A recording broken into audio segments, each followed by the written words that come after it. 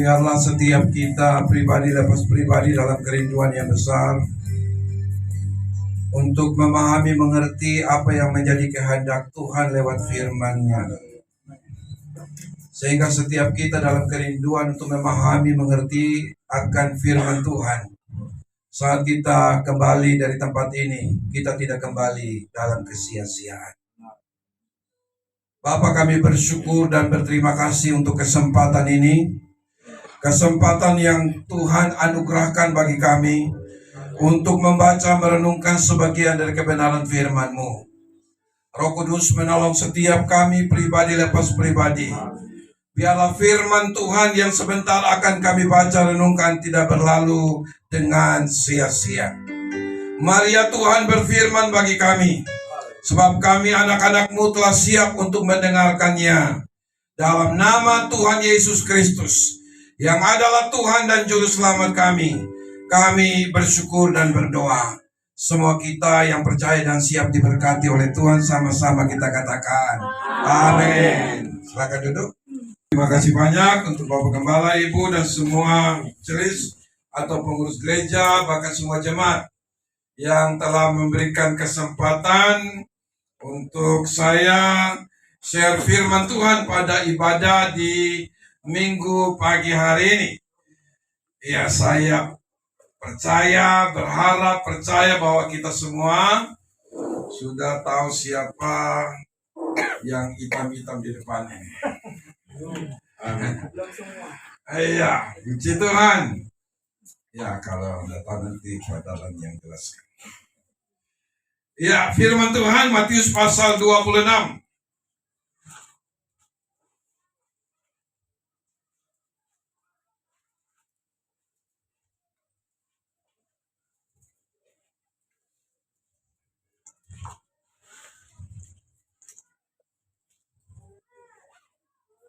Ya, Matius pasal 26 ayat 17 seterusnya sampai dengan ayat yang ke-25. Saya baca, Bapak Ibu Saudara bisa mengikuti di Alkitab masing-masing. Demikian, Yesus makan Paskah dengan murid-muridnya. Pada hari pertama dari hari raya, roti tidak beragi, datanglah murid-murid Yesus kepadanya dan berkata, "Di mana engkau kehendaki kami mempersiapkan perjamuan Paskah bagimu?" Jawab Yesus, "Pergilah ke kota kepada si Anu dan katakan kepadanya, pesan guru, waktuku hampir tiba. Di dalam rumahmu lah aku mau merayakan Paskah bersama-sama dengan murid-muridku." Lalu murid-muridnya melakukan seperti yang ditugaskan Yesus kepada mereka dan mempersiapkan Paskah. Setelah hari malam, Yesus duduk makan bersama-sama dengan ke-12 murid itu. Dan ketika mereka sedang makan, ia berkata, "Aku berkata kepadamu, sesungguhnya seorang di antara kamu akan menyerahkan aku."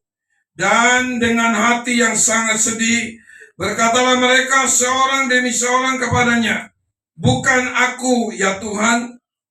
Ia menjawab, "Dia yang bersama-sama dengan aku mencelupkan tangannya ke dalam pinggan ini, dialah yang akan menyerahkan aku. Anak manusia memang akan pergi sesuai dengan yang tertulis tentang dia. Akan tetapi celakalah orang yang olehnya anak manusia itu diserahkan. Adalah lebih baik bagi orang itu sekiranya ia tidak dilahirkan." Yudas yang hendak menyerahkan dia itu menjawab katanya, "Bukan aku, ya Rabi." Kata Yesus kepadanya, "Engkau telah mengatakannya." Ya, ini bagian firman Tuhan bagi kita di Minggu pagi hari ini. Yang berbahagia ialah setiap kita yang membaca, merenungkan firman Tuhan dan melakukannya dalam kehidupannya tiap-tiap hari. Haleluya. Ya, Bapak Ibu Saudara, sekalipun di Jadi kita tidak mengikuti kalender yang dikatakan kalender gereja, tapi kalender gereja kalau kita ikuti inilah minggu-minggu sengsara Tuhan Yesus. Ya, berkaitan dengan nantinya kita akan masuk dalam perayaan Paskah atau kematian kebangkitan Kristus. Oleh karena itu berkaitan dengan itu maka saya ajak kita untuk mencoba merenungkan bagian firman Tuhan yang baru saja kita baca ini. Ya, tujuannya bagaimana supaya kita membangun satu kehidupan rohani yang dikehendaki oleh Tuhan. Suatu kehidupan rohani sebagaimana yang Tuhan inginkan. Suatu kehidupan rohani yang diinginkan oleh Tuhan. Sehingga dengan demikian kita menjadi pribadi orang-orang Kristen yang diberkati oleh Tuhan dan menjadi berkat bagi banyak orang. Dan bukan sebaliknya, kita menjadi orang Kristen yang menjadi batu sandungan bagi banyak orang. Ya, kita perhatikan dalam kehidupan kekristenan belakangan ini bahwa ada begitu banyak orang Kristen yang menjadi sandungan. Bukan hanya orang Kristen, tetapi kita hamba-hamba Tuhan juga telah menjadi sandungan. Karena ternyata kekristenan kita hanya terlihat pada waktu kita ada beribadah. Hamba Tuhan hanya terlihat pada waktu kita ada di mimbar. Tetapi sesudah ibadah, ya, menjadi pertanyaan besar bagi kita berkaitan dengan kehidupan kekristenan kita. Dan saya berdoa itu tidak ada di sini. Amin. Ya, tidak ada hanya satu. Tidak ada satu, banyak. Tidak, memang betul tidak ada. Amin. Ya, puji Tuhan. Mari kita perhatikan bagian firman Tuhan ini. Ya, saya terfokus pada ayat firman Tuhan, ayat yang ke-21, dan ketika mereka sedang makan, ia berkata, aku berkata kepadamu, sesungguhnya seorang di antara kamu akan menyerahkan aku. Sesungguhnya yang sebenar-benarnya di antara kalian ini ada satu yang akan menyerahkan aku. Di antara kalian semuanya ini ada satu yang tidak beres. Di antara kalian semua ini ada satu yang hidupnya kelihatannya baik, benar, tetapi sesungguhnya jahatnya luar biasa. Itulah siapa? Yudas dalam pembacaan ini. Ayat 22. Dan dengan hati yang sangat sedih berkatalah mereka seorang demi seorang kepada Yesus, bukan aku ya Tuhan. Setelah Yesus ngomong demikian, kemudian murid-murid Yesus satu-satu tanya Yesus, bukan aku kan? Bukan aku kan? Bukan aku kan? Bukan aku kan? Satu demi satu datang pada Yesus dan bertanya. Kira-kira mereka ingin tahu siapa itu orangnya yang Yesus maksudkan. Bapak Ibu Saudara, apa artinya ini bagi kita? Yang saya mau katakan bagi kita ialah bahwa Tuhan sangat tahu persis keadaan rohani kita. Sekalipun orang-orang yang paling dekat dengan kita, bahkan orang-orang sepersekutuan dengan kita, tidak tahu persis siapa kita. Tapi Tuhan sangat tahu persis siapa kita. Amin. Ya. Tuhan tahu persis Yudas. Murid-murid tidak tahu. Rupanya selama ini kurang lebih hampir 3 tahun, 3 tahun setengah.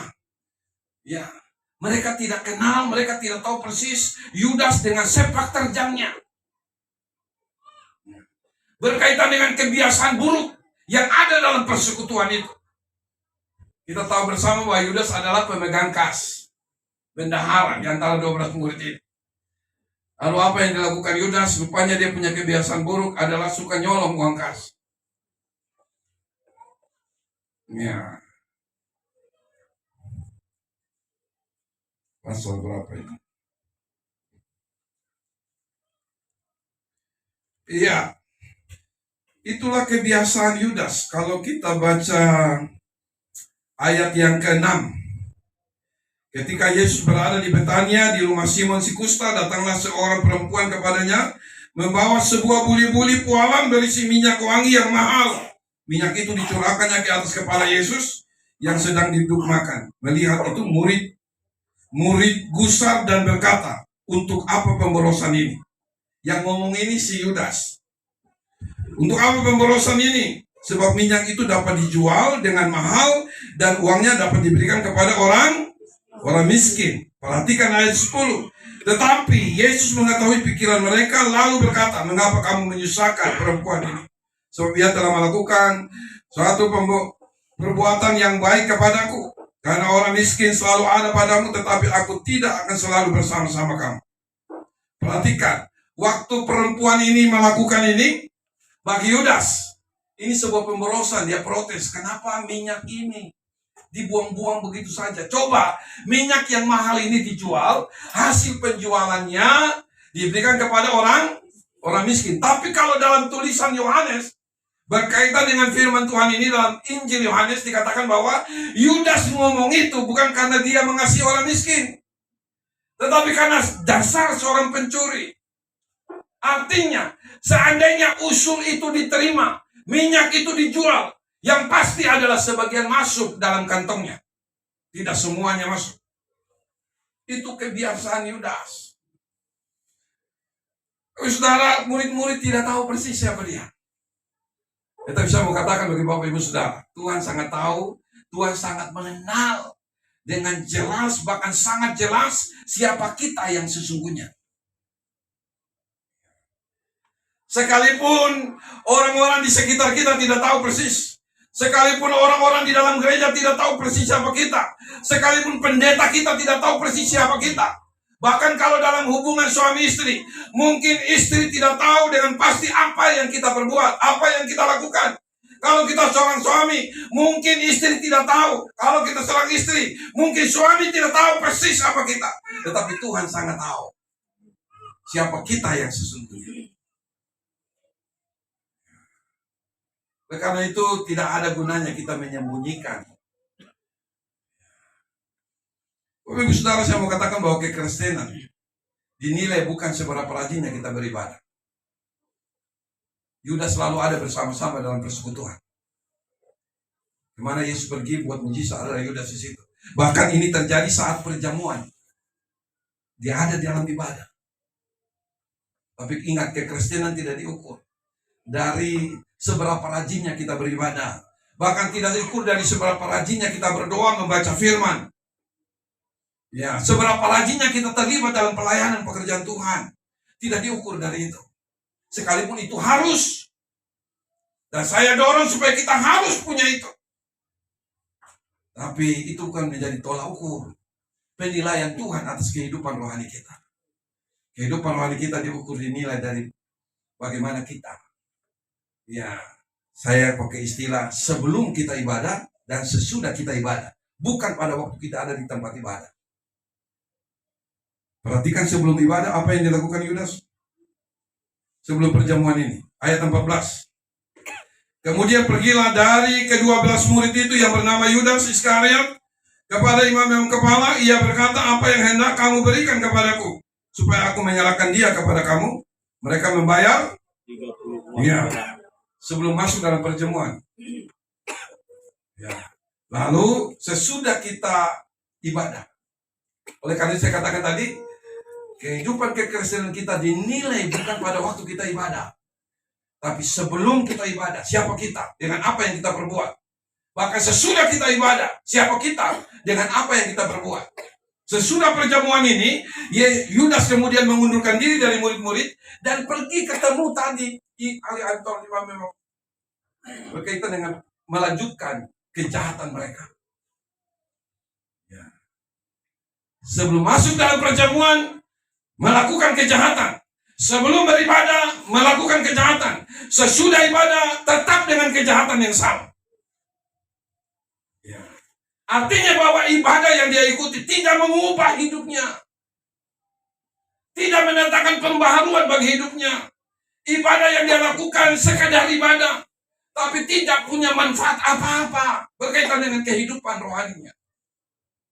Kalau begini, apa artinya kita ibadah?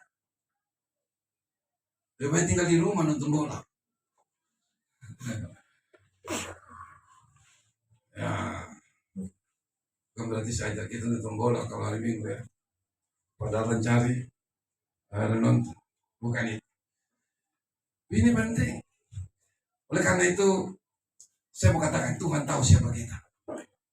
Bahkan pada saat kita sedang ada dalam pertemuan ibadah ini, Tuhan tahu persis si A, si B, si C yang dulu di belakang, di depan, di belakang, di tengah, di sudut sana, sudut. Tuhan tahu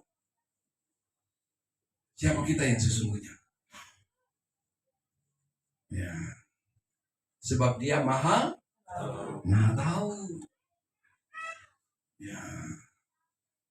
Oleh karena itu, Bapak Ibu Saudara, tidak ada gunanya kita menyembunyikan diri di balik, saya katakan, kegiatan-kegiatan rohani atau aktivitas rohani.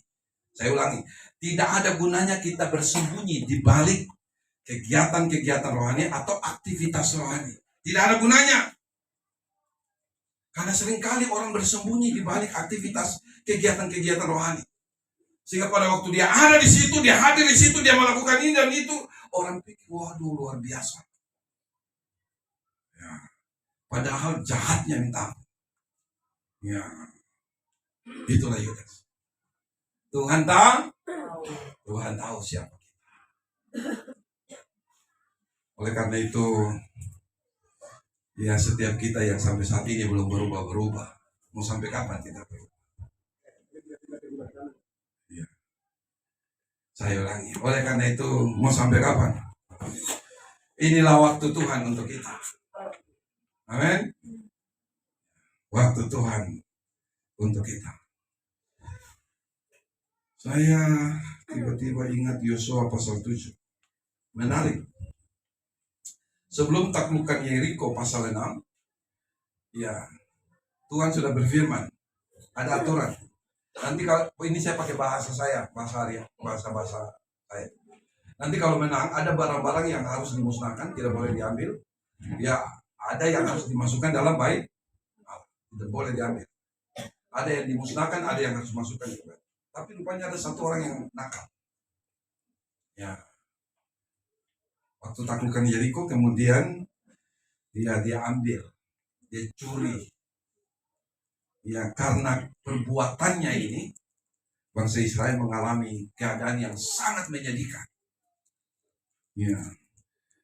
Yeriko, mereka bisa taklukkan hanya karena perbuatan keajaiban Tuhan.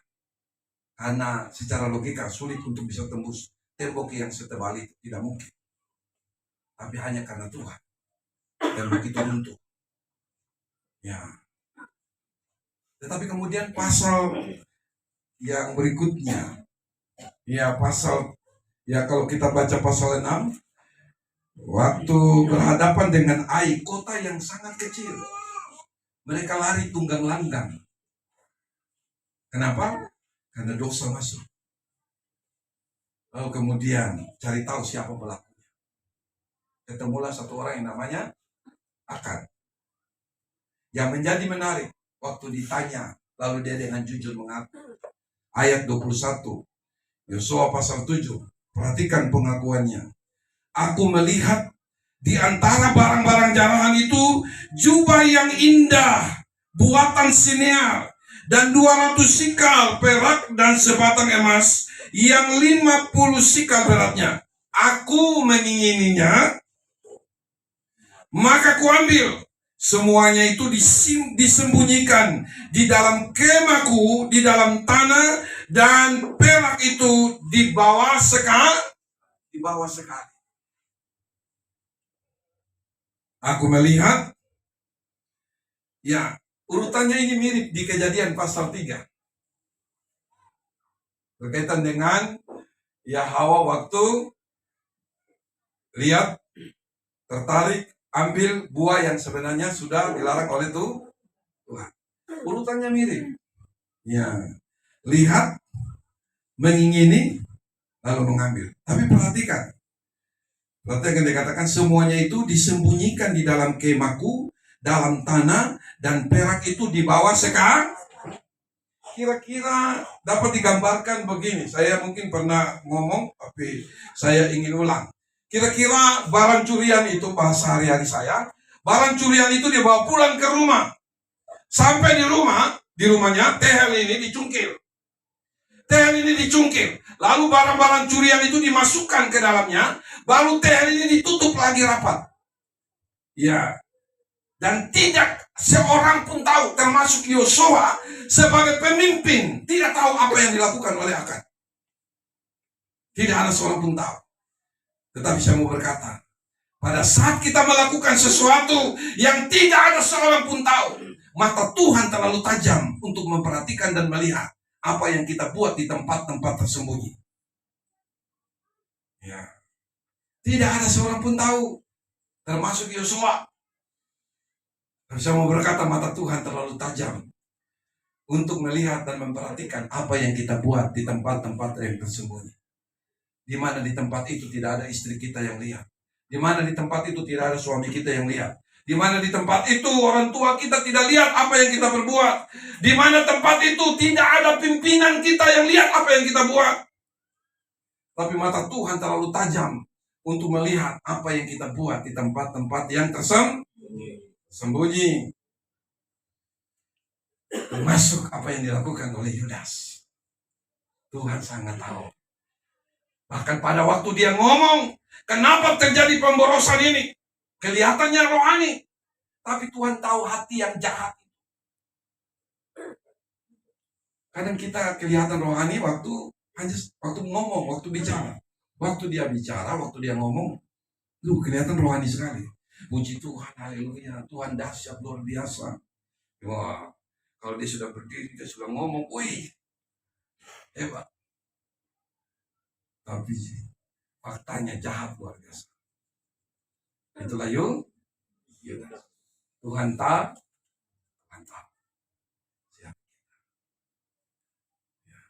Bahkan Tuhan tahu apa yang kita buat. Kapan, di mana, jam berapa, detik, dan seterusnya. Ya. Saya tiba-tiba ingat waktu saya ambil keputusan untuk bertobat. Lalu ada seorang ibu, dia seorang pendoa sebat. Ya, dia ketemu saya di Makassar, lalu saya ketemu, lalu kami berdoa. Janjian untuk konseling. Ya, dia bilang nanti ketemu hari apa, baru kita ketemu. Sebelum ketemu dia sudah berdoa khusus untuk saya. Jadi waktu ketemu dia sudah punya daftar yang panjang. Ya. Lalu dia tanya, lalu singkat cerita, sudah selesai? Dia tanya, nggak ada lagi. Serius? Ya sudah. Lalu dia tanya, ya hari ini, tanggal begini, jam begini, di tahun sekian, apa yang kau buat di sini? Oh, kaget saya. Rupanya dia sudah punya daftar panjang. Itu hasil doa semalaman. Jadi rupanya kebiasaan dia kalau mau konseling orang, itu semalaman dia sudah berdoa.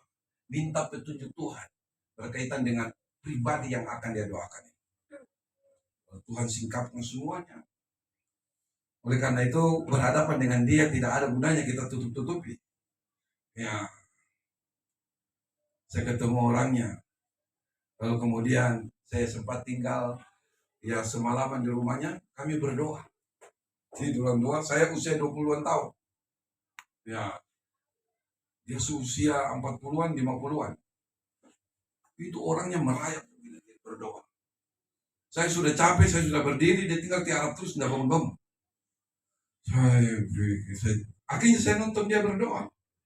Ini orang berdoa atau akhirnya saya berpikir tidak heran. Lalu kemudian Tuhan singkapkan dan bukakan semua. Ya, luar biasa. Tapi saudara Tuhan tahu, ya cerita berkaitan dengan ya hamba Tuhan ini yang doakan saya, menyatakan bahwa tidak ada yang tertutup, tidak ada yang tersembunyi bagi Tuhan. dengan segala sesuatu yang kita buat, yang kita lakukan. Lagi-lagi, Tuhan tahu siapa kita yang sesungguhnya. Suami-suami Tuhan tahu siapa kita. Istri Tuhan tahu siapa. Hai anak-anak, Tuhan tahu siapa kita. Amsal 15 ayat 3, mata Tuhan ada di segala tempat, mengawasi orang jahat maupun orang baik. Jadi seperti CCTV. Ya, kemanapun kita pergi. Oleh karena itu betapa bodohnya kita berpikir, kan istriku tidak lihat, suamiku tidak tahu, orang tuaku jauh. Lalu suka-sukanya kita coba untuk melakukan sesuatu yang berdosa atau yang bertentangan dengan dia. Betul orang tua jauh dan dia terbatas untuk mengetahui siapa kita. Betul istri suami kita terbatas untuk mengetahui siapa kita pada waktu kita sudah tinggalkan rumah atau pergi jauh dari kita. Tapi tidak demikian dengan Tuhan. Mata Tuhan seperti CCTV mengawasi kita, kemana kita pergi dan apa yang kita buat. Tuhan tahu, tidak ada yang tertutup. Lalu mari kita perhatikan hal berikutnya yang dapat menjadi perenungan kita dari bagian firman Tuhan yang baru tadi saja kita baca. Ya, waktu Yesus berkata di dalam ayat yang ke-23, ia menjawab, dia bersama-sama dengan aku mencelupkan dan seterusnya. Perhatikan ayat 24. Anak manusia memang akan pergi sesuai dengan yang ada tertulis tentang dia. Akan tetapi celakalah orang yang olehnya anak manusia itu diserahkan. Adalah lebih baik bagi orang itu sekiranya ia tidak dilahirkan. Lalu perhatikan ayat 25. Yudas yang hendak menyerahkan dia. Ya, sekali lagi, Yudas yang hendak menyerahkan dia itu menjawab katanya, bukan aku. Ya Rabi. Ya. Perhatikan dengan baik. Saya mengerti sesuatu dari sini.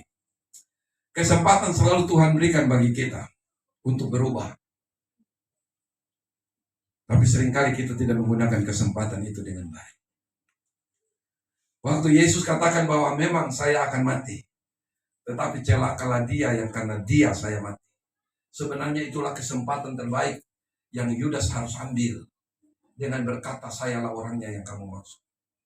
Ampuni saya. Sebelumnya, perhatikan ayat sebelumnya, baru saja terima uang. Ya, jual Yesus. Ya, ayat tidak ada ditulis di sini, tapi saya gambarkan karena ini selisih ayat 16, ayat 17. Saya bayangkan, uang itu baru diambil di luar sana dan dia masuk gereja sini.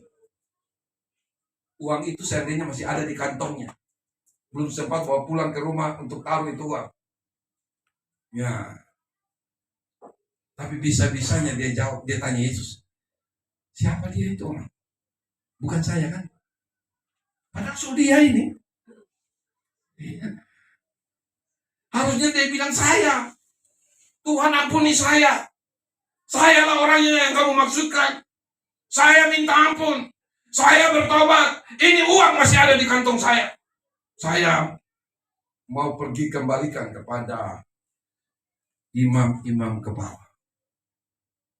Tapi berlaku bodoh. Ya. Kira-kira bahasa hari-harinya begini. Dapat diterjemahkan dalam terjemahan bebas begini. Siapa dia itu? Tunjukkan kepada saya. Dan saya akan hancurkan hidup. Padahal dia ini. Siapa itu? Siapa itu? Kasih tahu. Ya. Saya sikat dia. Padahal dia ini. Ya. Tapi terlepas dari itu. Inilah kesempatan yang Tuhan sedang berikan kepada Yudas untuk bertobat. Yudas tidak memanfaatkan kesempatan. Maka malah semakin jadi-jadi. Berapa banyak dari kita yang mengabaikan setiap kesempatan yang Tuhan berikan untuk kita berubah, untuk kita bertobat. Sebenarnya dalam setiap pertemuan ibadah seperti ini, inilah kesempatan yang Tuhan sedang anugerahkan bagi kita. Ya. Tapi seringkali yang kita mengabaikan. Karena kita sekadar hadir dalam setiap ibadah, lalu kemudian selesai ibadah pulang. Ya, pulang dengan dosa yang sama. Nanti minggu depan datang lagi. Atau mungkin dalam satu pertemuan ibadah tertentu. Atau mungkin dalam satu pertemuan dengan teman. Lalu teman mengingatkan kita tentang kejahatan kita atau apa yang sedang kita buat. Tapi seringkali kesempatan itu berlalu begitu saja. Sebelum datang ke sini saya ada sempat nonton hamba Tuhan orang Kupang di YouTube. Nah, selesai ibadah, dia ketemu anak muda. Anak muda ini germo. Jadi rupanya dia suka cari wanita-wanita pelacur untuk bawa ke laki-laki. Nah, karena tugas itu banyak uangnya. Tiba-tiba pendeta ketemu dia di jalan. Pendeta kasih tahu, kapan kamu mau berubah? Kapan kamu mau bertobat? Bertobatlah. Mau sampai kapan? Kamu tinggal dalam dosamu ini. Dia hanya dengar, lalu kemudian dalam jarak sekian meter ke sana, dia selesai dengan pendeta ini, dia pergi ke teman-teman yang lagi ngumpul-ngumpul. Lalu dia cerita, itu pendeta, wow, kita lagi enak-enak dalam dosa, kita lagi enak-enak dapat uang banyak, dia tegur. Dia suruh saya bertobat. Jadi dia cerita-cerita jelek, bikin lucu-lucu, untuk tertawain itu pendeta. Tiba-tiba setelah dari kelompok ini, 1 menit, 2 menit kemudian, dia naik motor ke sana, trek gilas dia. Lalu pendeta ini, dia tidak menggunakan kesempatan yang sedang Tuhan berikan bagi dia. Karena pendeta itu katakan, saya juga tidak tahu kenapa, tiba-tiba saya ketemu dia tanpa disengaja, tiba-tiba saya ngomong begitu. Akhirnya saya mengerti bahwa sebenarnya waktu itu, Tuhan sedang memberikan kesempatan untuk orang ini bertobat. Tapi dia tidak menggunakan kesempatan itu. Hidupnya berakhir dengan tragis. Itulah Yudas. Berapa banyak kita yang tidak bisa menggunakan kesempatan yang ada. Kita nanti akan masuk dalam memperingati kematian, penderitaan, kematian, kebangkitan Kristus. Saudara masih ingat 2 orang yang tersalib bersama-sama dengan Yesus, satu kiri, satu kanan. Ya, tidak tahu siapa namanya di kiri, tidak tahu siapa namanya di kanan.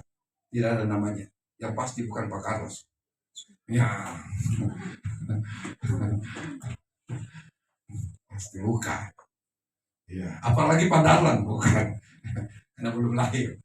Tapi ada satu kiri, ada satu. Ya, perhatikan. Yang satu. Mereka kan penjahat kan? Kita bilang mereka penjahat. Karena kejahatannya mereka tergantung di salib. Perhatikan. Yang satu. Ya. Oleh karena kejahatannya. Dia tergantung di kayu salib. Oleh karena kejahatannya. Dia mengalami penderitaan. Lewat salib. Tetapi pada saat dia ada di tengah-tengah penderitaan karena kejahatannya. Apa yang dilakukannya? Dia tetap berbuat dosa. Mengejek, menghina Yesus. Jikalau engkau anak Allah. Ya.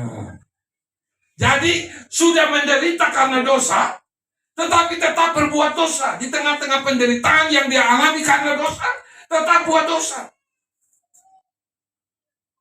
Berbeda dengan yang satu. Di tengah-tengah penderitaannya karena dosa, dia memutuskan untuk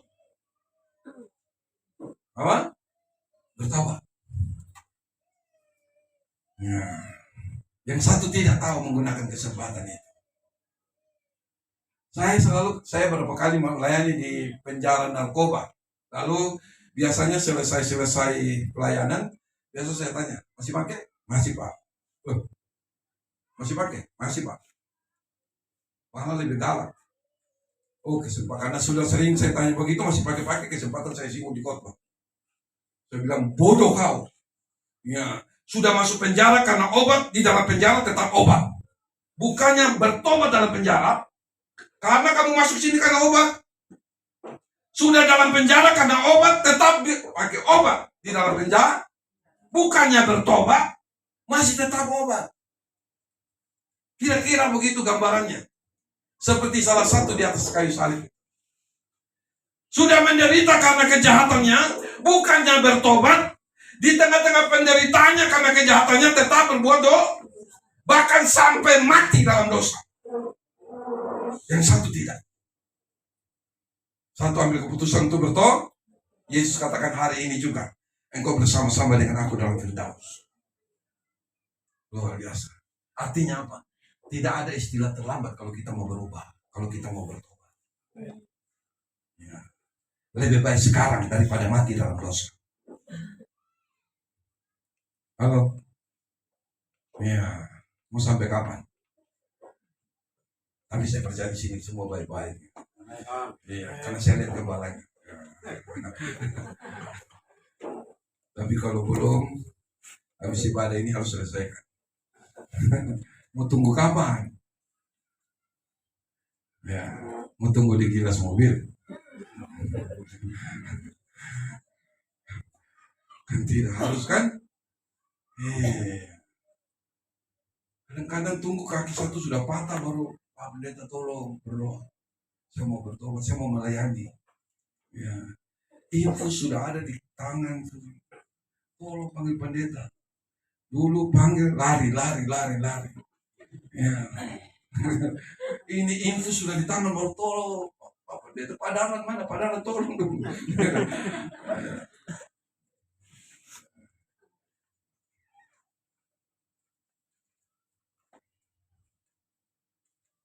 Bukan untuk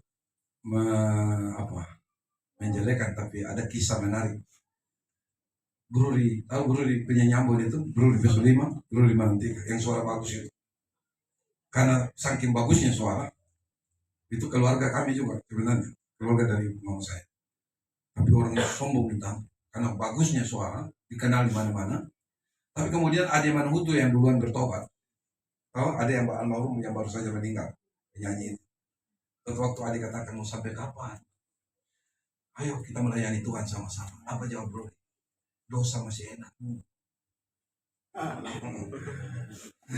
Dosa terlalu enak. Begitu sakit, di titik-titik krisis baru panggil. Saya mau melayani. Dulu panggil melayani, sudah tidak mau. Jual mahal dengan suaramu. Ya, ada bilang, dulu diajak tidak mau. Ya, sekarang sudah mau mati, baru mau melayani. Tuhan tidak butuh suaramu. Masih ada banyak yang lain. Bukan hanya kamu sendiri. Ya. Akhirnya meninggal juga. Sekalipun sempat didoakan tapi meninggal juga. Ya. Jangan bermain-main. Kalau Bapak Ibu Saudara baca tulisan Yohanes untuk teks ini, apa Yesus katakan kepada Yudas? Pergi, silakan buatlah apa yang kamu mau buat. Kalau Tuhan sudah ngomong begitu, ya, silakan buat apa yang kamu mau bu. Lalu Yudas pergi keluar dari persekutuan, ketemu imam-imam itu. Tapi perhatikan kalimat Yesus dalam Injil Yohanes. Dia katakan, silakan berbuatlah apa yang kamu sudah rencanakan itu. Silakan buat, silakan. Ya, itu artinya ya mau mati kayak oke. Sampai kalau pendeta sudah ngomong begitu, atau kalau kita anak-anak sampai orang tua sudah ngomong begitu, itu artinya apa? Ya, silakan mau mati mau apa silakan. Ya. Sampai kalau Tuhan sudah angkat tangan dengan kita, itu tunggu waktu. Ya. Tapi apakah kita harus tunggu sampai di titik-titik itu baru kita bertobat? Ya. Seharusnya sekarang. Karena firman Tuhan berkata, jika hari ini engkau mendengar suaraku, jangan keraskan.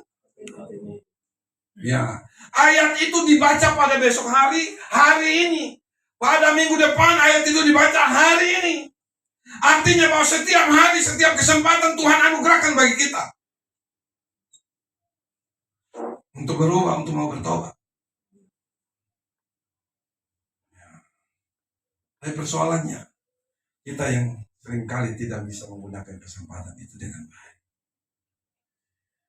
Tuhan sedang memberikan kesempatan bagi Yudas. Harus waktu Yesus katakan, ya memang saya akan mati, karena sudah tertulis. Tapi celakalah dia yang karena dia saya mati. Ya, alangkah baiknya orang ini tidak perlu lahir. Jangan sampai Tuhan katakan, ini orang ini, kenapa dia harus lahir di dunia ini? Sebaiknya dulu tidak usah lahir. Ya. Tapi Bapak Ibu Saudara, waktu saudara ada di dunia ini bukan karena kebetulan. Tapi ada maksud-maksud Tuhan yang indah di dalamnya. Lewat setiap kita pribadi, lepas pribadi. Ya, itu semua ini orang jahat. Ya.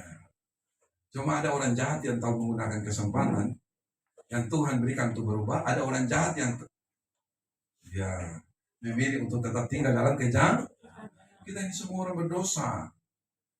Termasuk yang sedang berkhotbah di depan, kita semua orang berdosa. Ya, karena memang Alkitab bilang sudah sejak dari kandungan kita berdosa. Kita bukan seperti agama yang lain itu, yang menurut mereka waktu lahir itu seperti kertas putih, bersih.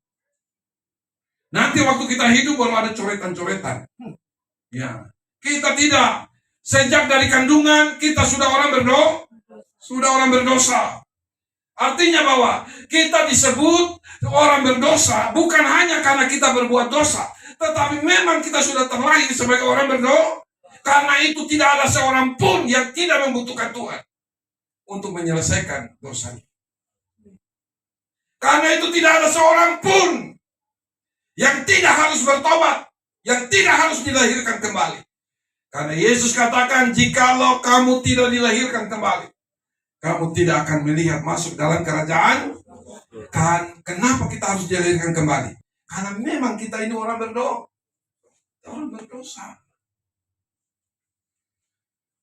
Ya.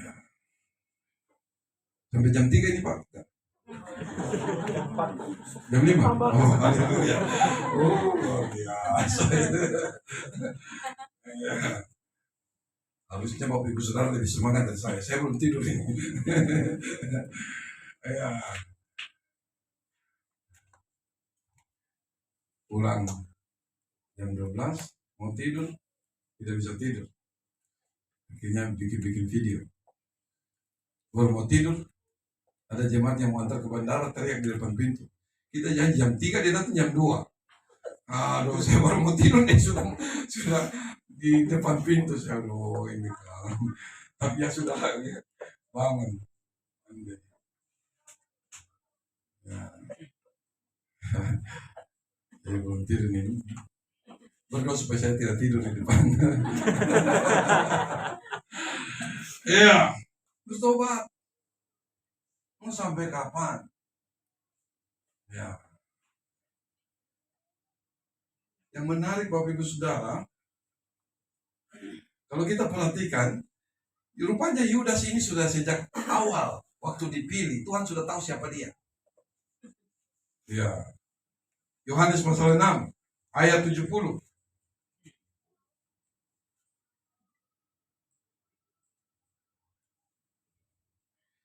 Ya, Yohanes pasal 6. Jawab Yesus kepada mereka, bukan aku sendiri yang memilih kamu yang 12 ini. Namun, seorang di antara kamu adalah iblis. Tuhan sudah tahu ini satu orang ini dari sejak mula. Lalu dalam proses itu bersama Yesus kesempatan diberikan untuk berubah tetapi tidak berubah-berubah. Rupanya ada 2 murid yang Yesus sempat sebut sebagai satu siapa? Halo? Bukan Pak Carlos, jangan sampai bilang Pak Carlos, kita tidak pulang dari sini. Yang sama sebut bilang Pak Carlos, rumah ini gereja terbakar. Satu sama Petrus. Waktu Yesus mengatakan bahwa saya akan mati, lalu Petrus tarik tangan Yesus. Jangan terjadi, lalu Yesus katakan, nyala iblis. Ya, kau batu sandungan bagi sama-sama iblis. Tetapi yang iblis satu bertobat, saya satu tidak.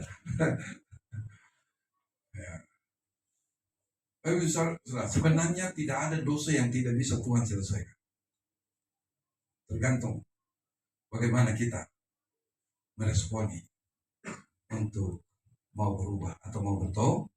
Tidak ada kejahatan yang membuat Tuhan kebingungan bagaimana cara menyelesaikannya. Tidak ada. Apapun kejahatan, apapun dosa yang kita buat, pada waktu kita ambil keputusan datang pada Tuhan, Tuhan sanggup dan dapat menyelesaikannya. Kalau tidak percaya, tanya pada Allah.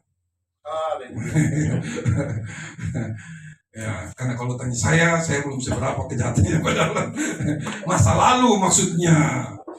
Jadi kalau tidak percaya, tanya pada Allah. Ya, tanya gembala. Belum puas juga tanya Pak Carlos. Lalu biarkan dua hamba Tuhan ini cerita, baru meyakinkan bahwa tidak ada dosa yang tidak bisa diselesaikan oleh Tuhan. Kira-kira begitu. Iya. Cuma kita inilah yang sosok membenarkan diri. Sosok roha. Tuhan mau tolong malah. Saya selalu ingat, saya selalu di mana-mana kalau bicara tentang dosa dan pertobatan, saya selalu bandingkan dua orang ini. Siapa? Daud dan Saul.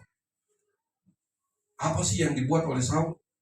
Sampai jabatannya jatuh dan digantikan oleh Daud. Hanya ambil kambing. Lalu Daud? Kalau Daud itu, kalau bahasa manusianya, bejat, kurang ajar, tidak tahu diri, apalagi brengsek. Kenapa? Ya, hamili istri orang, lalu istri orang hamil, lalu kemudian bunuh suaminya itu Uria, Betseba hamil, bunuh Uria suaminya, sesudah Uria mati, ambil Betseba. Ya, betapa jahatnya. Tapi apa yang hebat dari Daud? Ya, tidak ada neko-neko kalau mau bertobat. Ya, waktu Tuhan bicara lewat Nathan, datang tegur Daud, langsung saya telah berdosa kepada Tuhan. Tidak ada macam-macam. Beda dengan Saul. Ya, Tuhan utus Samuel curi kambing. Ya, tanya, apa jawab Samuel?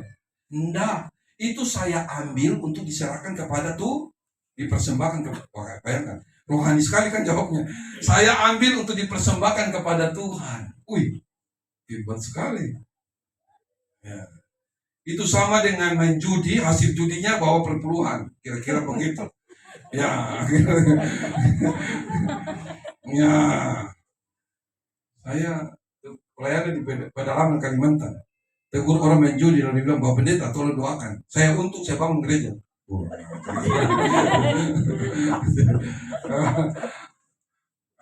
Kira-kira begitu. Ya, itu saya ambil untuk dipersembahkan kepada Tuhan. Alasannya rohani sekali. Samuel masih kejar. Apalagi alasan berikutnya, saya lakukan itu karena didesak oleh rakyat. Artinya Pak, sebenarnya saya tidak mau, tapi rakyat yang mendesak saya.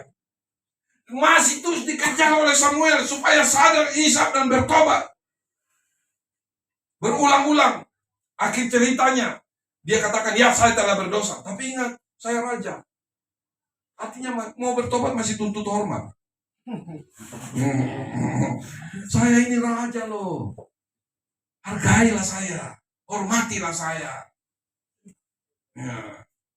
Yang begitu tidak bertobat namanya. Ya. Tapi Daud hebat. Setiap kali saya bahkan Mazmur 51 itu. Baca Mazmur 51 itu pengakuan luar biasa. Saya berdoa supaya jemaat Tuhan di tempat ini sungguh menjadi jemaat Tuhan yang diberkati oleh Tuhan. Ya, kita sedang mempersiapkan hati kita untuk masuk dalam merayakan penderitaan, kematian, dan kebangkitan Kristus yang dalam beberapa minggu ke depan ini kita akan rayakan. Saya berdoa supaya jemaat Tuhan di tempat ini ya sungguh menjadi jemaat yang tidak sekedar merayakan begitu saja, tetapi perayaan itu menjadi perayaan yang menyenangkan, menyukakan akan hati Tuhan.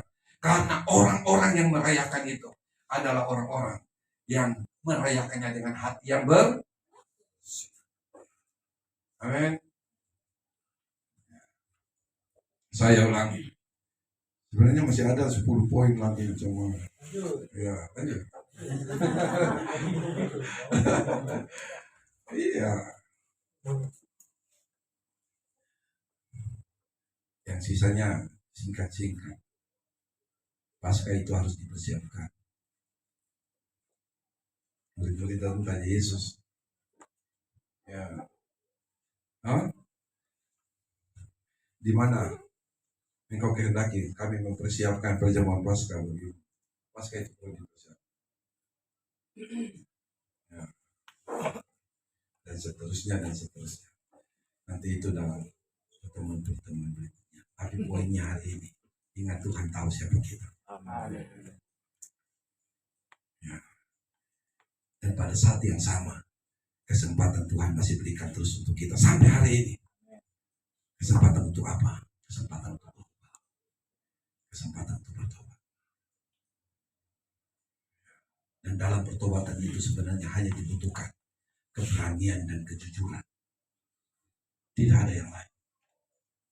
Daud keberanian dan jujur dan berkata, saya lakukan. Perempuan Samaria, perempuan yang sudah tidur dengan 6 laki-laki. Waktu ketemu Yesus di sumur, sudah tidur dengan 6 laki-laki. Tetapi waktu Yesus katakan kepadanya, panggil suamimu. Apa jawabnya? Saya. Belum atau tidak? Bersuami. Ya, apa kata Yesus? Benar katamu. Kamu jujur. Memang betul, kamu belum bersuami. Karena yang di rumah itu bukan suamimu. Apamu? Ya. Teman kumpul apa? Kebo. Sebenarnya kata itu tuh kan sebenarnya kasar itu. Sama dengan kerbau kumpul-kumpul binatang. Tapi orang suka kalau dibilang kumpul kebo. Padahal dia sedang dijuluki seperti binatang. Jadi orang hidup sama-sama tanpa perkawinan itu binatang. Kita kira begitu. Karena binatang seks tanpa diberkati. Iya. Ya. Saya kasih seminar tentang seks. Apa yang membedakan manusia dengan binatang? Ya. Manusia setelah diberkati baru ada perintah beranak cucu. Binatang tidak. Ya. Binatang kapan saja di mana saja. Tapi manusia ada aturannya. Oleh karena itu kalau manusia hidup dan melakukan seks tanpa diberkati, itu sama dengan binatang. Tapi sudah kita lewati. Kita manusia yang Tuhan ciptakan untuk kemuliaan Tuhan. Saya berdoa supaya lewat hidup kita sungguh Tuhan dimuliakan. Mari kita berdoa. Haleluya. Peminta BL Singers, tolong bantu saya satu pujian kalau saya pimpin kita dalam. Masing-masing kita berurusan dengan Tuhan secara pribadi. Masing-masing kita berdoa saat WL dan Singers menyanyikan sebuah pujian. Tuhan tahu persis siapa kita yang sesungguhnya. Pada saat yang sama, Tuhan sedang memberikan kesempatan untuk kita berubah, untuk kita bertobat, untuk Tuhan memperbaiki sikap, perilaku, dan cara hidup kita. Tidak ada orang yang terlalu jahat yang membuat Tuhan kebingungan bagaimana cara menolongnya. Haleluya. Masing-masing kita berdoa kepada Tuhan. Yesus.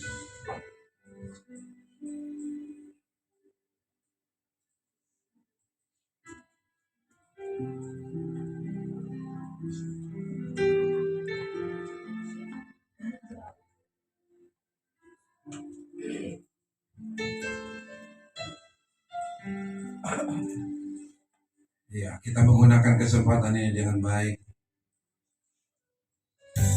Kehidupan rohani kita atau penilaian Tuhan terhadap kehidupan rohani kita bukan pada saat kita ada di tempat ibadah, tetapi bagaimana kita sebelum ibadah dan bagaimana kita sesudah ibadah. Karena di tempat ibadah pasti kita semua baik-baik. Haleluya. Bapa, kami datang kepadamu. Tolonglah setiap kami pribadi dan pos pribadi yang ada di tempat ini saat ini. Haleluya.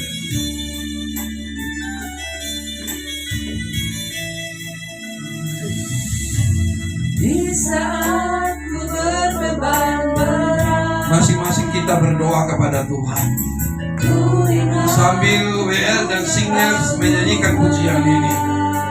Bapak Ibu Saudara berdoa, izinkan Tuhan berbicara bagimu. Izinkan Tuhan menyatakan kepadamu apa yang harus saya buang, apa yang harus saya tinggalkan, apa yang harus saya lepaskan dari hidup saya. Haleluya. Mungkin sikap kita selama ini sebagai suami yang salah, sikap kita sebagai istri selama ini yang tidak bagus, kita sebagai anak-anak dalam sikap perilaku dan cara hidup yang tidak benar. Mari kita berdoa, izinkan Tuhan berkarya, membereskan, membetulkan kehidupan kita. Haleluya. Masing-masing kita terus berdoa kepada Tuhan. Haleluya. Yesus Tuhan.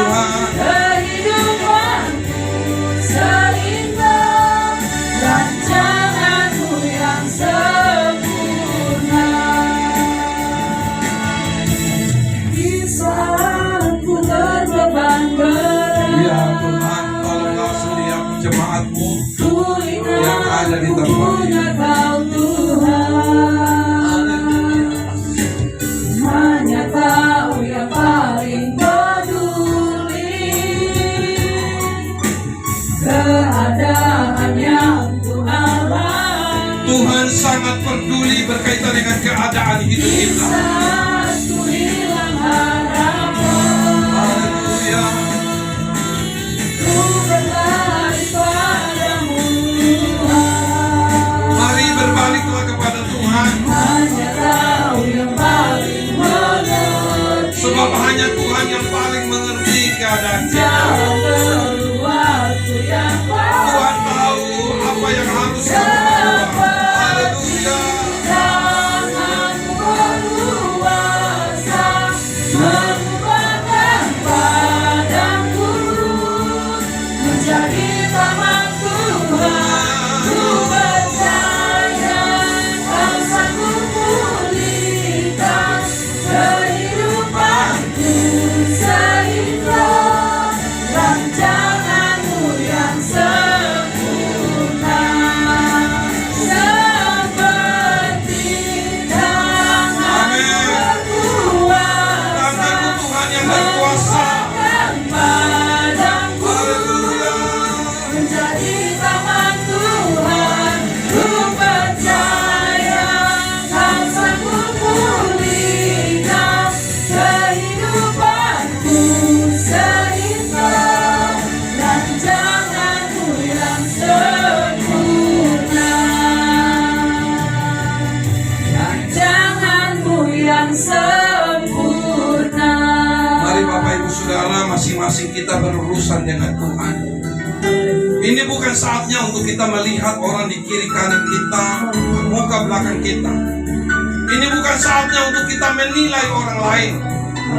Tapi ini saatnya untuk kita masing-masing pribadi berurusan dengan Tuhan.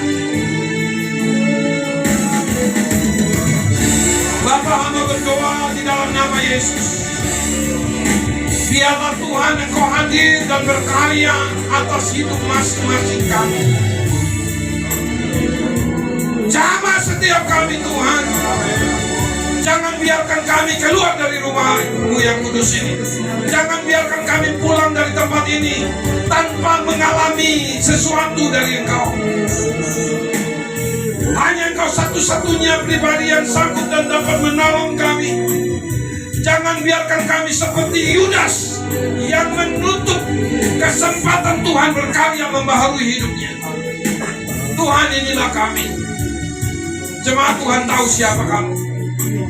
Jemaat dengar baik. Tuhan tahu siapa kamu. Dan saat ini Tuhan sedang memberikan kesempatan bagi kita untuk Tuhan ubah hidup kita, untuk Tuhan baru hidup kita.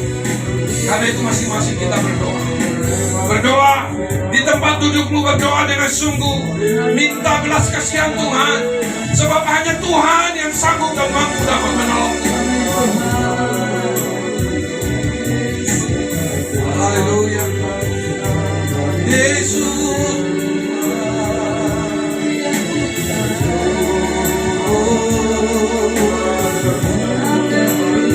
Berdoa, masing-masing berdoa dan terus berdoa kepada Tuhan. Haleluya. Haleluya.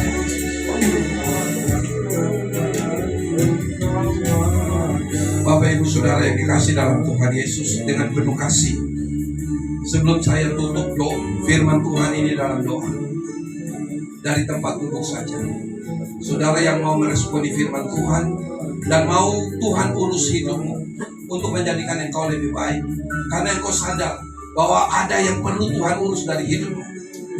Hari ini jikalau engkau sadar bahwa engkau butuh Tuhan untuk menolongmu, saudara bisa angkat tangan.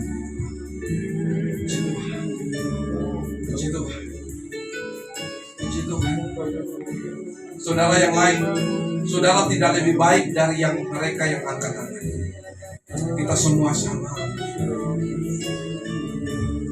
Sekali lagi, bagi yang sungguh-sungguh mau berdoa, bagi yang sungguh-sungguh mau ditolong oleh Tuhan, bagi yang sungguh-sungguh sadar bahwa saya butuh Tuhan hari ini untuk menolong.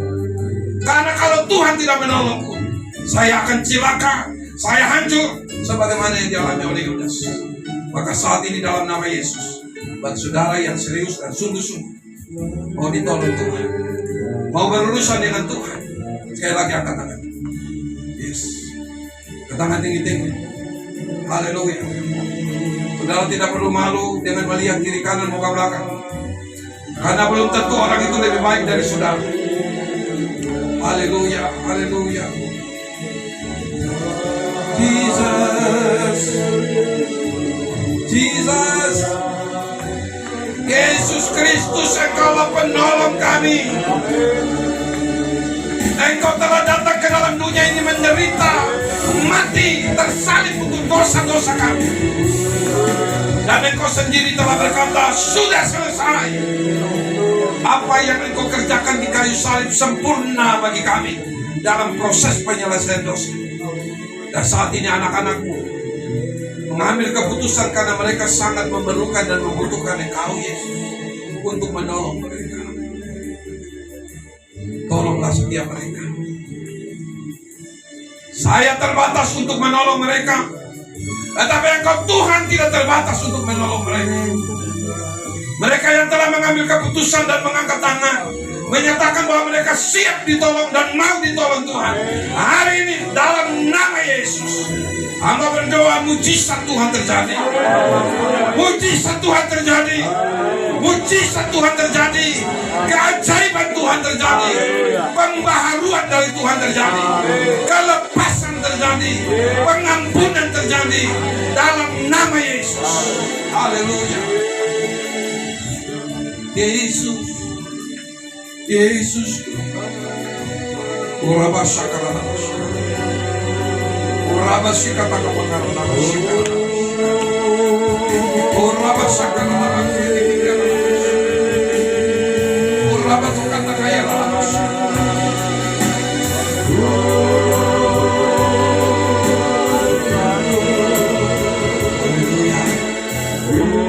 Yang angkat tangan saja, yang berdiri di kursi saja, di kursi.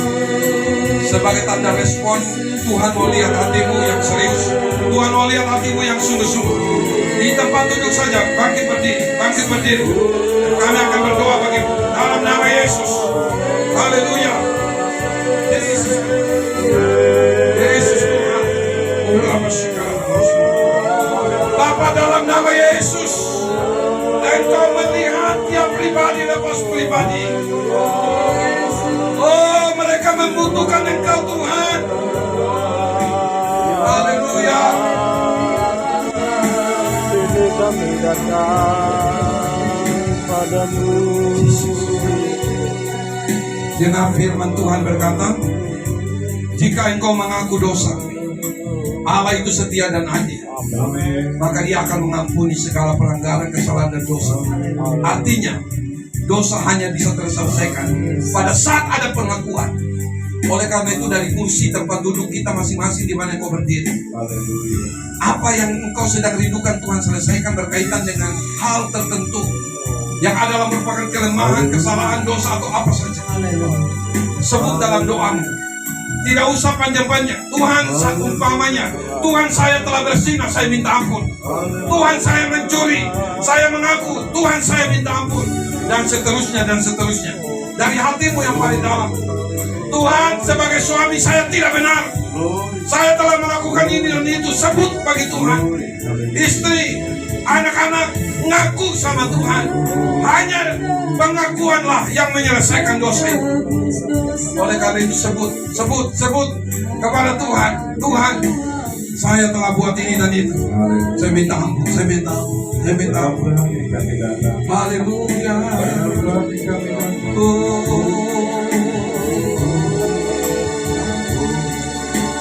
Yesus Kristus. Haleluya. Yesus.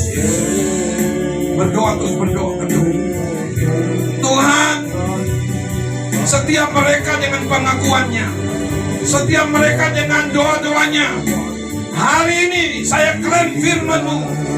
Firman-Mu berkata, jikalau kita mengaku, maka pengampunan itu akan turun atas setiap mereka.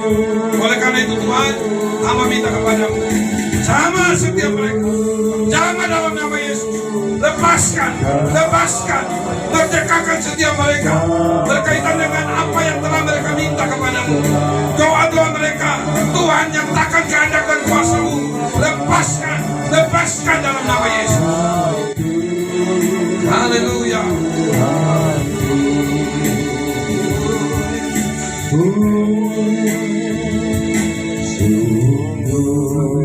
Ya, kita masih terus menerus dengan doa. Berniatlah dengan tulus. Saya tidak mau tinggalkan tempat ini. Saya tidak mau tinggalkan tempat ini, Tuhan, sebelum Engkau menolong.